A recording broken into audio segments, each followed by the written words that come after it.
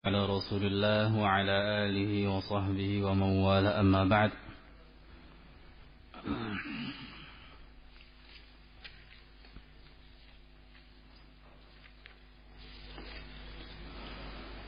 Pada pertemuan terakhir sudah kita sampaikan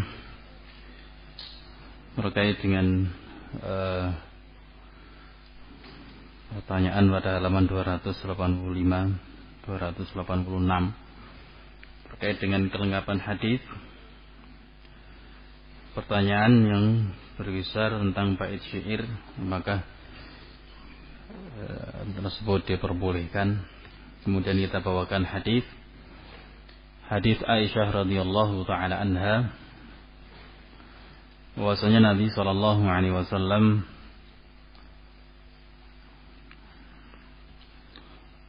menghasung sahabatnya dalam ucapannya, uhju Quraisyan fa innahu ashaqqu 'alaiha rashqun bin nabl. Sindirlah, seranglah orang-orang Quraisy karena sungguhnya itu lebih menyakitkan, lebih mengena daripada anak panah yang mengena pada mereka. Kemudian sahabat mulia Abdullah ibn Rawahah mencoba untuk menyerang mereka, namun Nabi SAW belum puas. Kemudian fa'arsala ila Ka'ab ibn Malik. Kemudian Nabi SAW mengutus utusan menuju Ka'ab bin Malik. Lalu Ka'ab bin Malik menyerang Quraisy dengan bait-bait syairnya.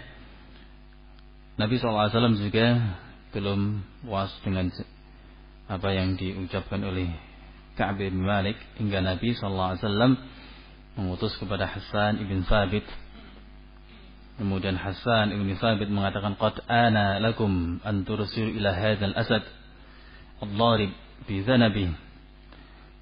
Sungguh telah datang waktunya bagi kalian untuk mengutus singa yang menyerang dengan lisannya, dengan kebagusan ucapannya, dengan bait-bait syairnya. Thumma adla'a lisanah. Kemudian Hasan ibn Thabit mengeluarkan lisannya dan menggerak-gerakkannya. Kata Nabi SAW, kata Hasan ibn Thabit, walladhi ba'athaka bil haqq la'afriyannahum bilisani Faryal adim. Demi zat yang telah mengutusmu dengan kebenaran, aku akan mencabik-cabik kehormatan mereka dengan lisanku sebagaimana kulit dicabik-cabik. Kemudian Nabi SAW mengatakan kepada Hasan, la ta'jal, jangan terburu-buru. Fa inna Abu Bakrin a'lam Quraisy bi ansabiha. Fa inna li fihim nasaba hatta yakhlusa laka nasabi. Kata Nabi SAW, jangan kau terburu-buru. Sesungguhnya Abu Bakar As-Siddiq adalah orang paling mengerti tentang nasab Quraisy, dan saya punya nasab di tengah-tengah mereka. Datangi dia sampai Abu Bakar As-Siddiq radhiyallahu an memberitahukan kepadamu nasabku. Kemudian Hasan mendatangi Abu Bakar As-Siddiq radhiyallahu anhu dan mendengar nasab dari Abu Bakar As-Siddiq radhiyallahu an. Lalu Hasan mengatakan, ya Rasulullah, qad khalusa li nasabuk. Sungguh telah jelas bagiku nasabmu. Walladzi ba'atsaka bil haqq, demi zat yang mengutus dirimu dengan kebenaran, la asullannak minhum kama tusallu asy-sya'ratu minal ajin. Kata Hasan, demi zat yang telah mengutusmu dengan kebenaran, aku akan keluarkan dirimu, pisahkan dirimu dari mereka sebagaimana sehelai rambut dikeluarkan dari ajin, dari adonan kue. Kemudian Aisyah radhiyallahu anha mengatakan, aku mendengar Rasulullah sallallahu alaihi wasallam mengatakan, inna ruhal qudus la yazalu yu'ayyiduk ma nafakhta 'anillahi wa rasulih. Kata Nabi sallallahu alaihi wasallam, sesungguhnya Ruh Al-Qudus, malaikat Jibril, akan senantiasa mendukungmu, membelamu terhadap apa yang engkau ucapkan untuk membela Allah dan Rasulnya. Kemudian Nabi SAW mengatakan, fahajahum Hassan fasyafa wastashfa. Maka Hassan pun menyindir bangsa Quraisy, menyerang mereka dengan bait-bait syairnya, dan Nabi SAW puas. Demikian pula ya, para sahabat Nabi yang lain puas dengan balasan Hasan terhadap orang-orang kafir Quraisy. Nah, ini terkait dengan hadis yang disebutnya oleh Syekh Hafizahullah Ta'ala. Nah, ini sebagai penjelas dari pertemuan sebelumnya, 2 pertemuan yang lalu. Kemudian pembahasan berikutnya sudah kita sebutkan juga, iqamatul hujjah. Apakah dipersyaratkan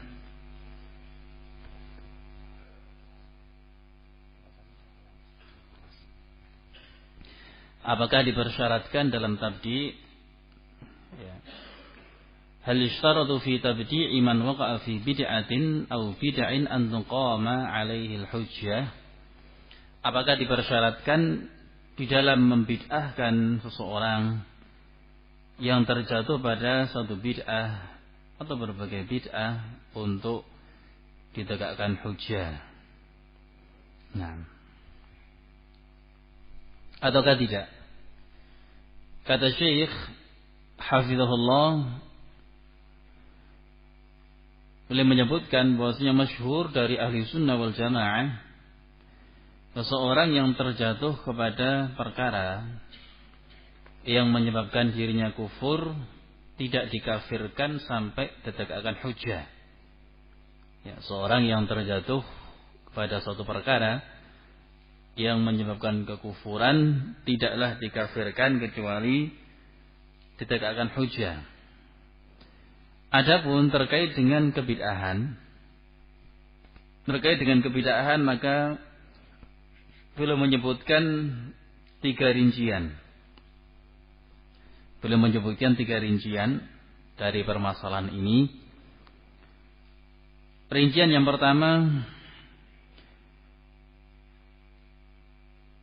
ahlul bid'ah karrawafid, ahli bid'ah dari kalangan Rafidhah, Khawarij, Jahmiyah, Qadariyah dan seterusnya, termasuk juga Ikhwan al-Muslimin, Jama'atut Tabligh. Kata beliau hafizahullah, fahaula lam yashtarid as-salafu iqamatul hujjah. Ahli bid'ah seperti Rafidhah dan semisalnya Ikhwanul Muslimin, salafun salih tidak mempersyaratkan untuk menegakkan hujjah.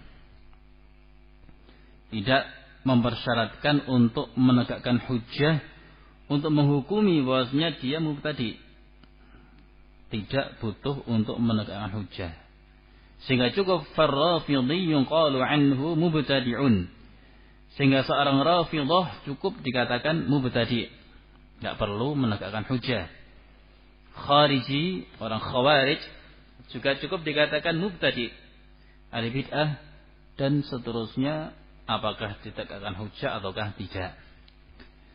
Kemudian yang kedua, al-qismu tsani, ini juga sudah kita baca, yakni man huwa min ahli sunnah, seseorang dari kalangan ahlu sunnah, wa waqa'a fi bid'atin wadhihatin, terjatuh kepada kebid'ahan yang wadhihah, bid'ah yang sangat jelas, seperti al-qaul bi khalqil Quran, mengatakan bahwasanya Al-Quran makhluk, al-awil qadar, atau pemahaman qadariyah, berpemahaman jatuh pada pemahaman Qadariyah. Qadariyah dua macam, al-qudama wal mutaakhirin. Qudama yang menolak sifat ilmu dan kitabah, al-mutaakhirin yang menolak masyiah dan khalq. Atau dia berpemahaman khawarij dan semisalnya, bahwasanya jenis yang kedua ini fahadha yubadda', jenis yang kedua ini dibid'ahkan, wa alaihi amalus salaf, dan ini yang diamalkan oleh salaf. Dan sudah kita isyaratkan terkait dengan pembagian nomor 2 dan nomor 3. Adapun nomor 3, nomor 2, bahwasanya seorang ahlu sunnah terjatuh kepada kebid'ahan yang wadihah, zahirah, bid'ah yang sangat jelas, sangat gamblang. Ya, sangat jelas, sangat gamblang, maka dibid'ahkan juga. Dibid'ahkan juga. Seorang ahlu sunnah terjatuh kepada kebid'ahan yang wadihah, yang sangat jelas, yang sangat gamblang, maka dibid'ahkan juga. Adapun yang ketiga, ini pada halaman 291, agar kita paham tiga macam ini. 291, ahlu sunnah wal jamaah yang ma'ruf upaya dia mencari kebenaran terjatuh wa waqa'a fi bid'atin khafiyatin, terjatuh pada bid'ah yang khafiyah, bid'ah yang samar. Bid'ah yang samar, ya. Maka di sini tidak boleh langsung dibid'ahkan, namun diingatkan. Tegakkan hujah padanya, diingatkan. Ya. Jika dia masih hidup, fayunasahu, dinasihati, dijelaskan yang benar semacam ini. Tidak terburu-buru untuk dibid'ahkan. Namun kalau dia terus-menerus di atas prinsip yang batil tadi, sudah dijelaskan, fa'in asarra fayubadda'u. Kalau terus-menerus di atas kebid'ahan yang khafiyah awalnya tadi, maka dia juga dibid'ahkan. Hakikatnya pembahasan ini juga sudah kita lewati pada halaman 158. Dari kitab ini juga bisa dilihat. Halaman 158.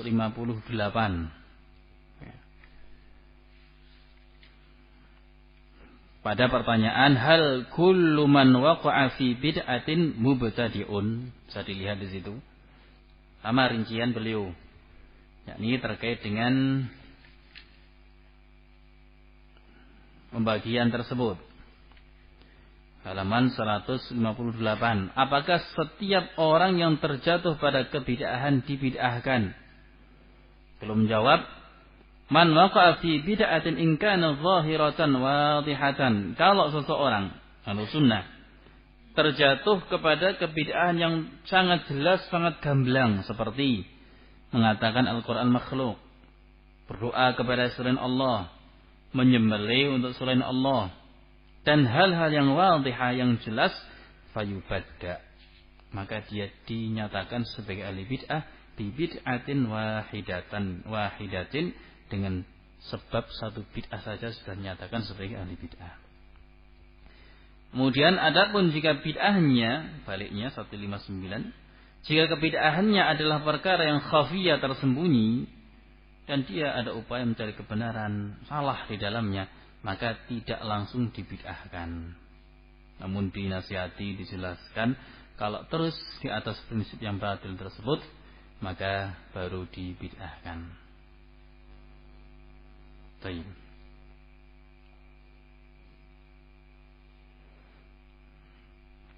Jadi tidak terburu-buru untuk menghukumi. Kita lanjutkan. Setelah menyebutkan kalam Syekhul Islam Ibnu Taimiyah rahimahullah dalam kitab beliau Ta'arud an-naql wal Ta'arud al-aql wan naql, beliau menyebutkan di sini beberapa faedah terkait dengan ucapan Syekhul Islam Ibnu Taimiyah rahimahullah.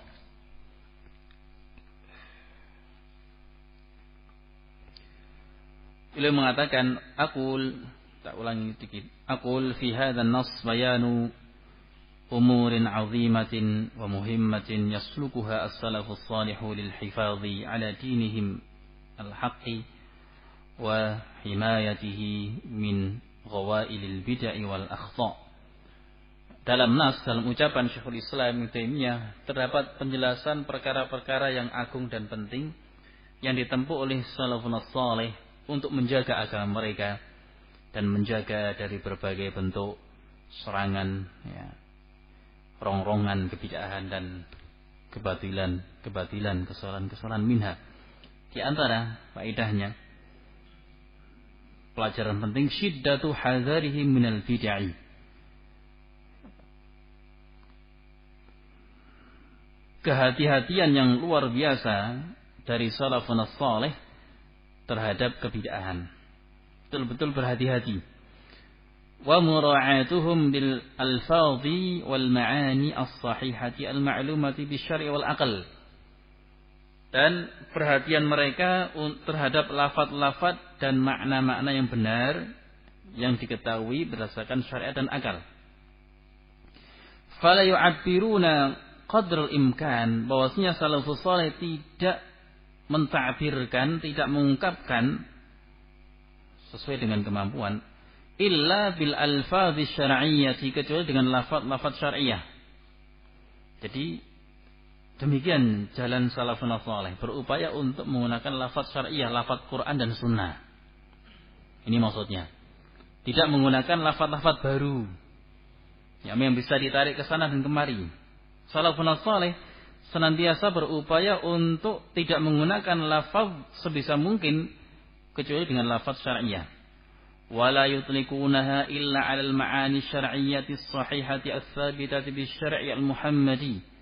Dan tidaklah memutlakkan lafaz-lafaz itu, tidak menggunakan lafaz itu kecuali menunjukkan makna-makna yang syar'i, yang benar berdasarkan syariat yang dibawa oleh Nabi kita Muhammad SAW.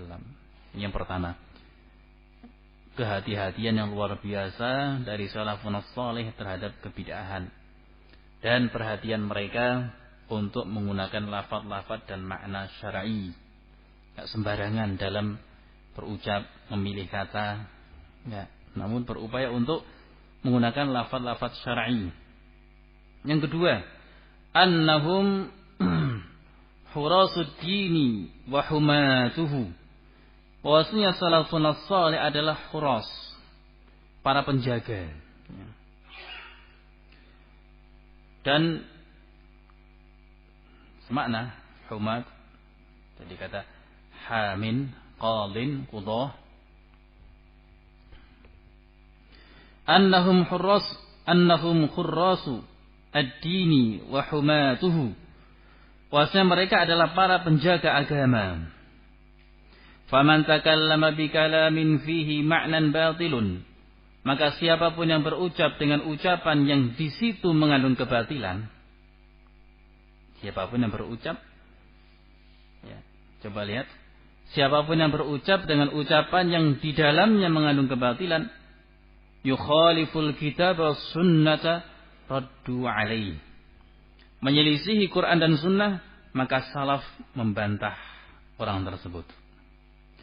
Wa man takallama bi lafzin mubtada'in yahtamilu haqqan wa batila, dan siapapun yang berbicara dengan lafaz yang baru, yang diada-adakan, yang mengandung kemungkinan benar dan salah, nasabuhu ila bid'ati ilal bid'ati, mereka juga menisbahkan kepada kebid'ahan. Jadi misalnya yang terjadi terkait dengan akidah Ahlussunnah Al-Quran kalamullah, Al-Quran dan ucapan Allah Subhanahu wa taala, muncul dari al-bid'ah mengatakan makhluk, Al-Quran makhluk. Ini ucapan batil.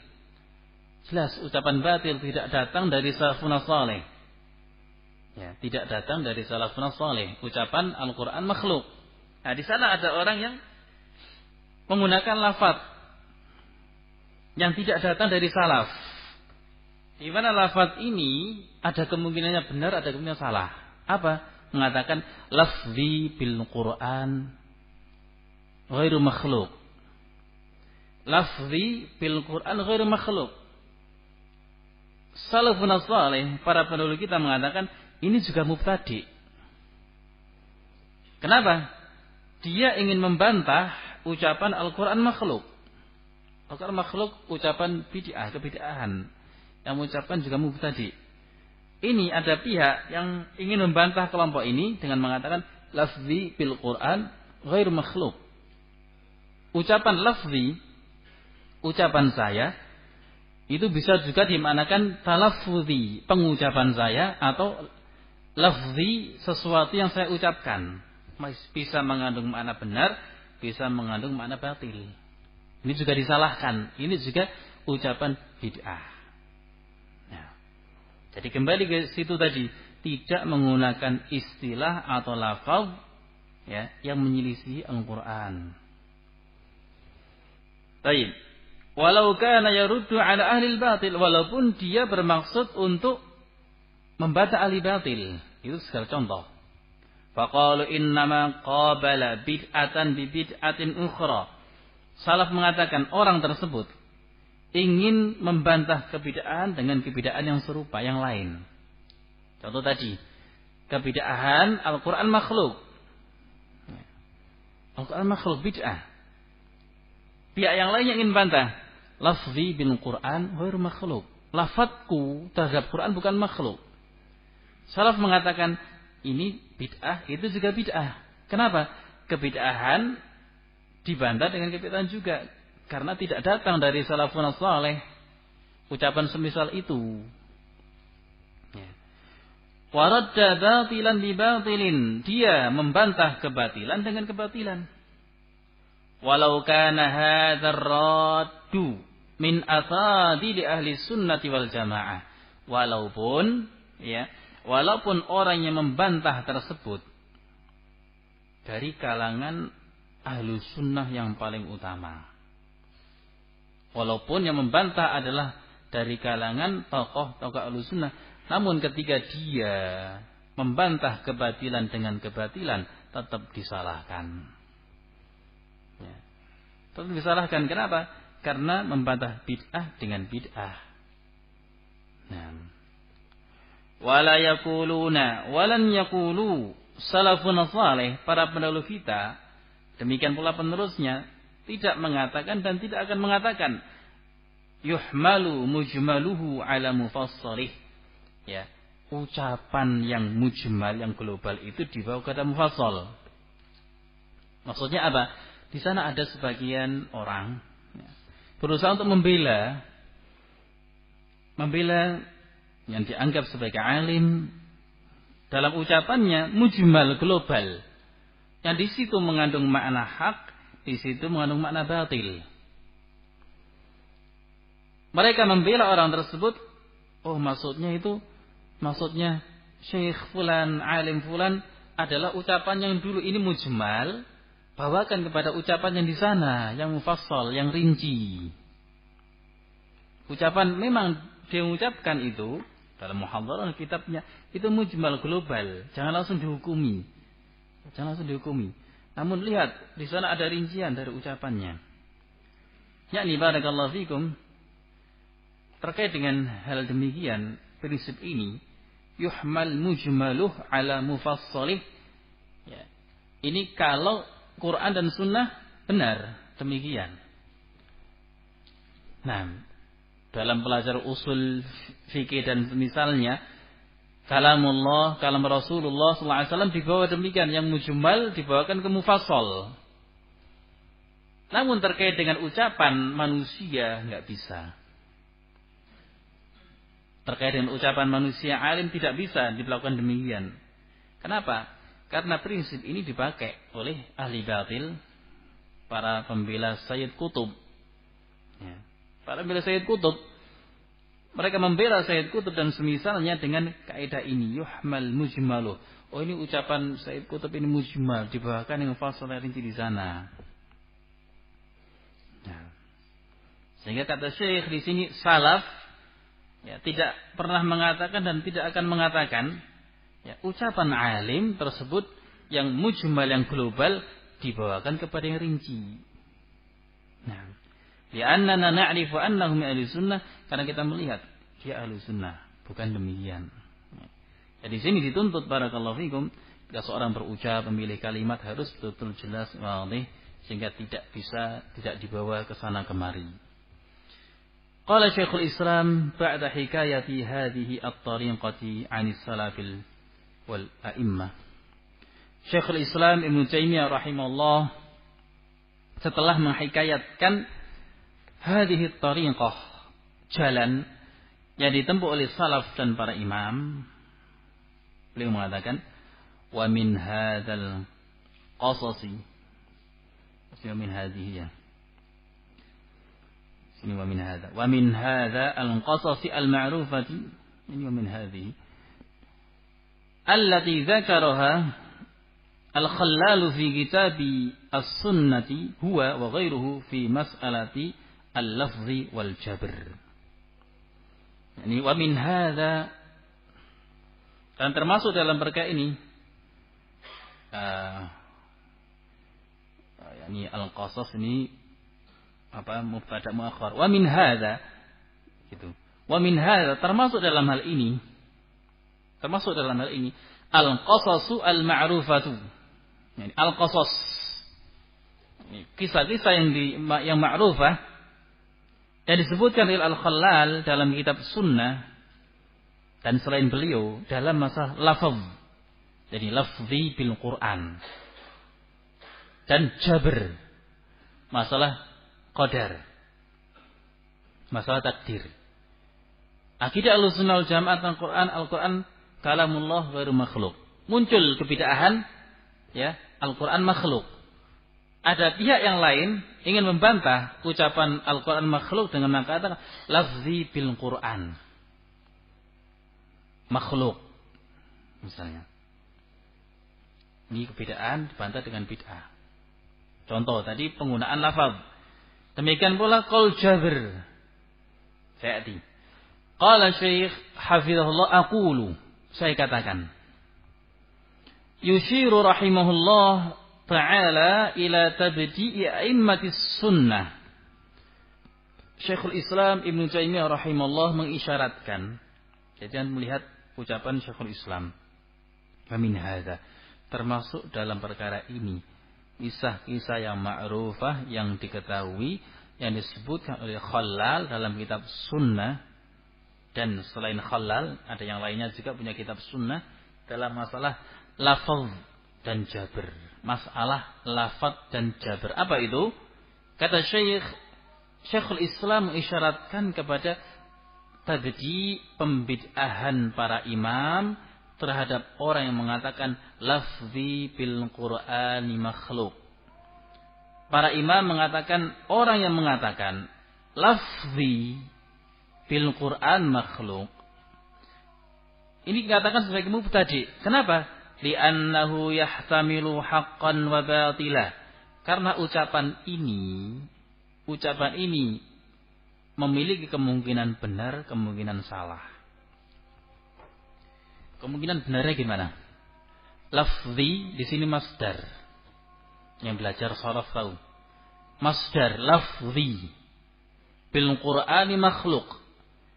Kalau lafzi di sini maksudnya talaffuz, pengucapan saya, tindakan saya ngomong, saya bicara, saya membaca, gitu.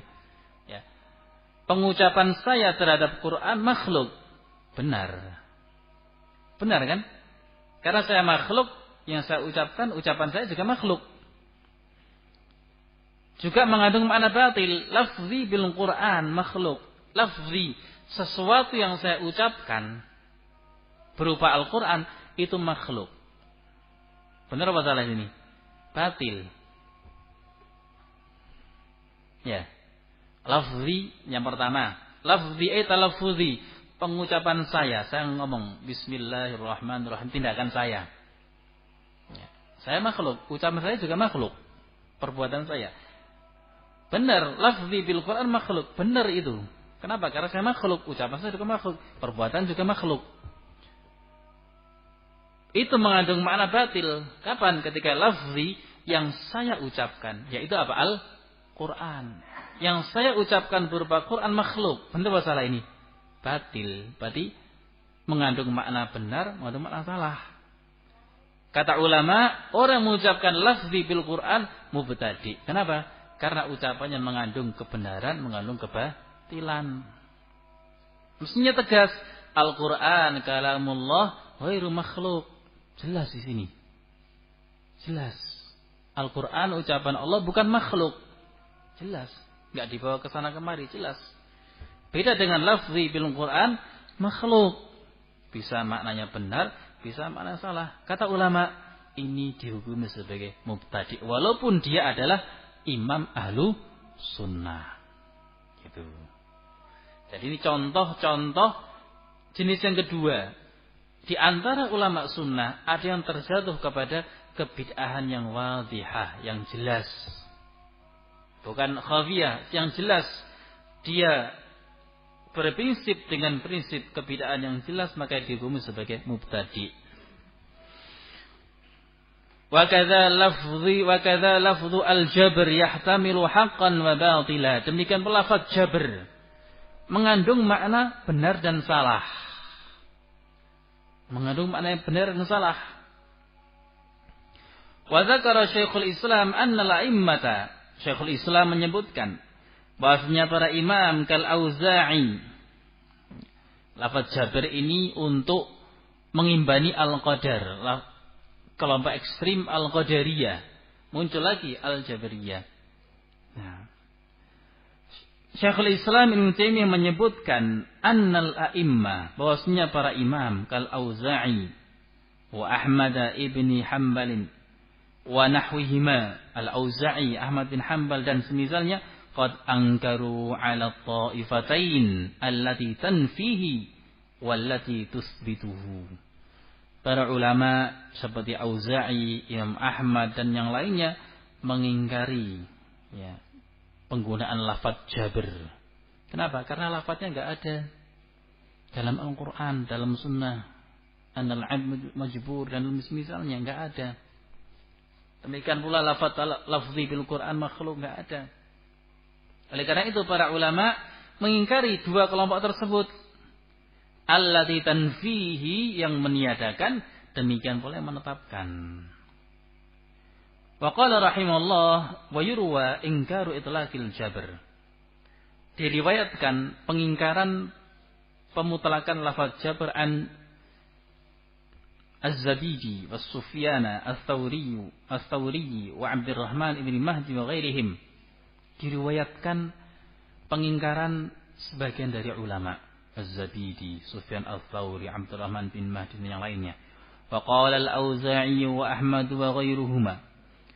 Imam Auza'i, Ahmad dan yang lain mengatakan man qala, ya, man qala jabrun ay bi jabr, orang mengatakan adalah jabr makhluk itu majbur, juga makna yang lainnya, faqad akhta'a, maka dia salah. Wa man qala lam yujbar faqad akhta'a, dan yang mengatakan tidak majbur, tidak dipaksa, juga salah. Maksudnya apa ini? Jangan menetapkan, demikian pula jangan menolak lafaz-lafaz yang di situ ada kemungkinan benar, ada kemungkinan salah. Disalahkan oleh para ulama. Yang mengatakan jabr itu salah, yang mengatakan lam yujbar juga salah. Bal yunqal, bahkan yang benar, innallaha yahdi man yasha wa yudhillu man yasha, menggunakan lafaz Quran.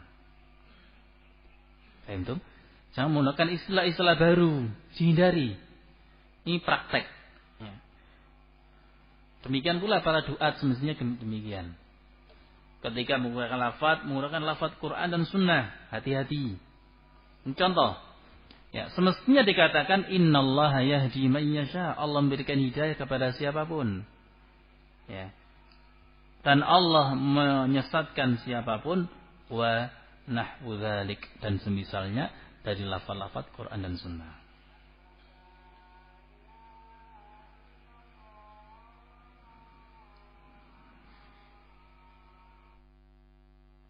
Wa qalu mereka mengatakan laisal jabri aslun fil kitab was sunnah. Kenapa demikian? Salaf mengatakan lafaz jabr tidak ada dalam Quran dan sunnah. Wa innamal ladzi fis sunnah lafdhu al-jibil la lafdhu al-jabr. Karena ya lafaz yang ada dalam sunnah al-jibil bukan lafaz al-jabr. Maknanya mirip namun lafaznya berbeda. Fa innahu qad shahha 'anin nabi sallallahu alaihi wasallam karena telah sahih dari nabi annahu qala li Ashaj Abdul Qais ya inna fika la khuluqain yuhibbuhum Allah. Sesungguhnya pada dirimu terdapat dua akhlak yang Allah cintai, al-hilm wal anah, ta'anni, hati-hati dan sabar. Faqal akhuluqain takhallaqtu bihima, apakah dua akhlak itu saya berupaya untuk memiliki akhlak itu, ya. Takhallaqtu bihima, ini upaya dari saya, am khuluqain jubiltu alaihima, ataukah dua akhlak itu Allah, aku dianugerahi dengan dua akhlak itu. Yang ada dalam sunnah itu lafaz al-jibil, enggak ada lafaz al-jabr.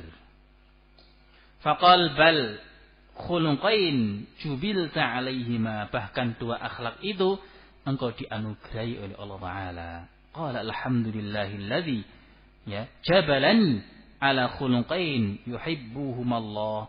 Segala puji bagi Allah, zat yang telah menganugerahkan kepadaku dua akhlak yang Allah cintai. Ini syahidnya barakallahu fikum di sini bagaimana salaf para pendahulu kita hati-hati dalam memilih lafaz. Hati-hati dalam memilih lafaz. Ya, berusaha untuk mencari lafaz Quran dan sunnah sebisa mungkin. Bukan kemudian membantah kebid'ahan dengan munculkan bid'ah baru, enggak. Nah, syahidnya di sini, syahidnya apa? Syahidnya adalah terkait dengan kelompok yang kedua tadi. Kelompok yang kedua, dulu seorang imam, namun terjatuh kepada kebid'ahan yang sangat jelas, maka dengan satu bid'ah itu, maka dia dinyatakan sebagai mubtadi'. Baik.